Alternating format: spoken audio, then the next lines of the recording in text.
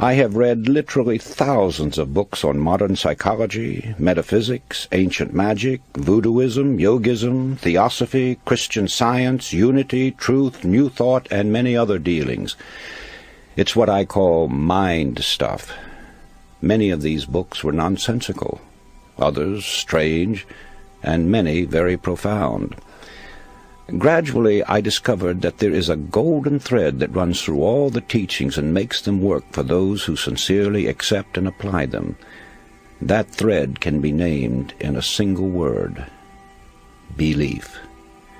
It is the same element or factor, belief, which causes people to be cured through mental healing, enables others to climb the ladder of success, and gets phenomenal results for all who accept it.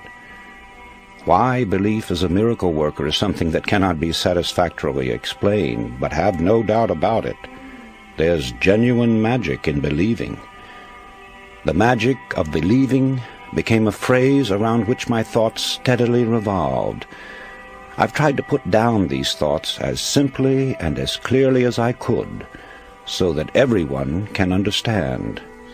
My hope is that anyone who listens will be helped in reaching their goal in life.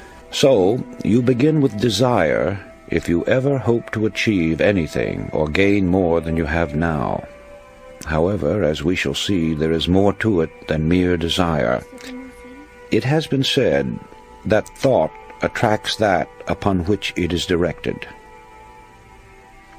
Thought attracts that upon which it is directed. It was Job who said, "For the thing which I greatly feared is come upon me." Our fearful thoughts are just as creative or just as magnetic in attracting troubles to us as are the constructive and positive ones in attracting positive results. So no matter what the character of the thought, it does create after its kind. When this sinks into a man's consciousness, he gets some inkling of the awe-inspiring power which is his to use.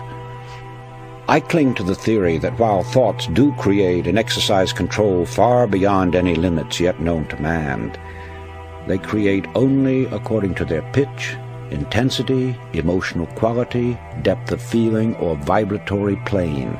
In other words, comparable to the wavelength and wattage of a radio station, thoughts have a creative or controlling force in the exact ratio of their constancy, intensity, and power. Let me try to clarify that. While many explanations have been offered, no one knows whether thought is a form of electrical energy or something else yet to be defined. But I have been an experimenter in that branch of electricity known as high frequency, pioneered by the great genius Nikola Tesla. And whenever I think of thought and its radiations and vibrations, I instinctively link them up with electricity and its phenomena. In this manner they become more understandable to me. All persons living in high altitudes have felt and sometimes observed the electric spark resulting from walking across the room, then touching some metallic substance. That, of course, is a form of static electricity generated by friction. It gives you an idea of how one kind of electricity can be developed through the body. Sigmund Freud, the famous Austrian psychoanalyst, brought the world's attention to the hypothesis that there was a powerful force within us, an unilluminated part of the mind, separate from the conscious mind, constantly at work molding our thoughts, feelings, and actions. Others have called this division of our mental existence the soul. Some call it the superego, the inner power, the superconsciousness, the unconscious, the subconscious, and various other names. It isn't an organ or so-called physical matter such as we know the brain to be. Nevertheless, it is there, and from the beginning of recorded time, man has known that it exists. The ancients often referred to it as the spirit. Paracelsus called it the will. Others have called it the mind, an adjunct to the brain. Some have referred to it as conscience, the creator of the still, small voice within. Still others called it intelligence, and have asserted that it is a part of the supreme intelligence to which we are all linked. No matter what we call it, I prefer the word subconscious. It is recognized as the essence of life. and the limits of its powers are unknown. It never sleeps. It comes to our support in times of great trouble. It warns us of impending danger. Often it aids us in what seems impossible. It guides us in many ways, and when properly employed, performs so-called miracles. Perhaps the most effective method of bringing the subconscious into practical action is through the process of making mental pictures, using the imagination, perfecting an image of the thing or situation as you would have it exist in physical form. This is usually referred to as visualization. However, before this visualization can work, you must really believe. I refer now to deep-seated belief, a firm and positive conviction that goes through every fiber of your being. When you believe it heart and soul, as the saying goes. Now call it a phase of emotion, a spiritual force, a type of electrical vibration, anything you please, but that's the force that brings outstanding results. It sets the law of attraction into operation and enables sustained thought to correlate with its object. This belief changes the tempo of the mind or thought frequency, and like a huge magnet, draws the subconscious forces into play, changing your whole aura and affecting everything about you, and often people and objects at great distances. It brings into your individual sphere of life results that are sometimes startling. After studying the various mystical religions and different teachings and systems of mind stuff, one is impressed with the fact that they all have the same basic modus operandi, and that is through repetition. The repeating of certain mantras, words, formulas, or just plain mumbo-jumbo is common with witch doctors, voodoo high priests, hexers, and many other followers of strange cults. They use them to evoke the spirits or work black magic. One finds the same principle at work in chants, incantations, litanies, daily lessons. Also the frequent praying of the Buddhists and Muslims alike, the affirmation of the Theosophists and the followers of unity, the absolute, truth, new thought, divine science. In fact, it is basic to all religions, although here it is white magic instead of black magic. This brings us to the law of suggestion, through which all forces operating within its limits are capable of producing phenomenal results. That is, it is the power of suggestion and autosuggestion, your own to yourself, or heterosuggestion coming to you from outside sources, that starts the machinery into operation or causes the subconscious mind to begin its creative work. And right here is where the affirmations and repetitions play their part. It's the repetition of the same chant, the same incantation, the same affirmations that lead to belief. And once that belief becomes a deep conviction, things begin to happen. Now, this is the same identical force and the same mechanics that Hitler used in building up the German people to attack the world. A reading of Mein Kampf will verify that. Dr. René Fauvel, a famous French psychologist, explained it by saying that Hitler had a remarkable understanding of the law of suggestion and its different forms of application. It was with uncanny skill and masterly showmanship that he mobilized every instrument of propaganda in his mighty campaign of suggestion. Hitler openly stated that the psychology of suggestion was a terrible weapon in the hands of anyone who knew how to use it.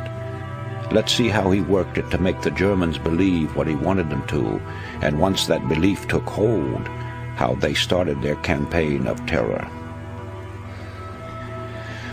Slogans, huge signs, posters, masked flags appeared throughout Germany. Hitler's picture was everywhere. One Reich, one folk, one leader became the chant. It was heard everywhere. Today we own Germany, tomorrow the entire world.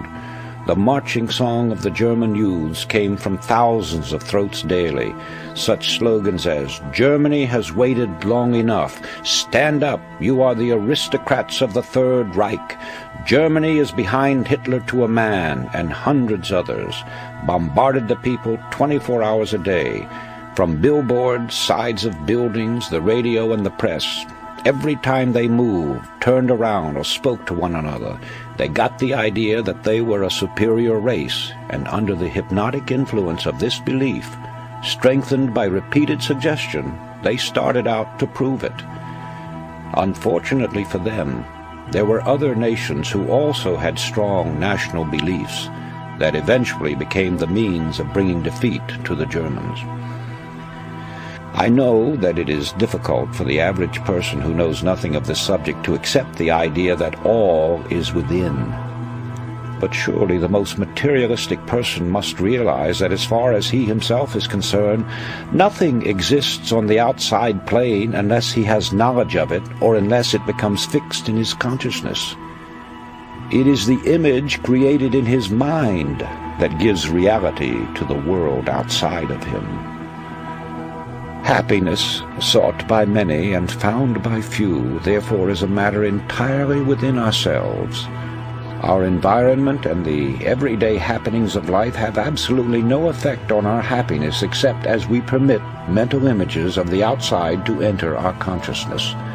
Happiness is wholly independent of position, wealth, or material possessions. It is a state of mind which we ourselves have the power to control. And that control lies with our thinking. Emerson said, "What is the hardest task in the world? To think." Obviously, this is so when one considers that most of us are victims of mass thinking and feed upon suggestions from others. We all know that the law of cause and effect is inviolable. Yet how many of us ever pause to consider its workings? The entire course of a man's life has many times been changed by a single thought, which coming to him in a flash became a mighty power that altered the whole current of human events. History is replete with the stories of strong-minded, resolutely willed individuals who, steadfastly holding to their inner convictions, have been able to inspire their fellow man and in the face of tremendous and determined opposition have literally created out of nothing great businesses, huge empires, and new worlds. They had no monopoly of thought power. You and every man and woman have it. All you have to do is use it. You will then become the person you envisage in your imagination. Know yourself. Know your power. Faithfully use the cards and the mirror techniques, and you will get results far beyond your fondest expectations. Just believe that there is a genuine creative magic in believing, and magic there will be, for belief will supply the power which will enable you to succeed in everything you undertake. Back your belief with a resolute will, and you will become unconquerable. A master of men among men, yourself.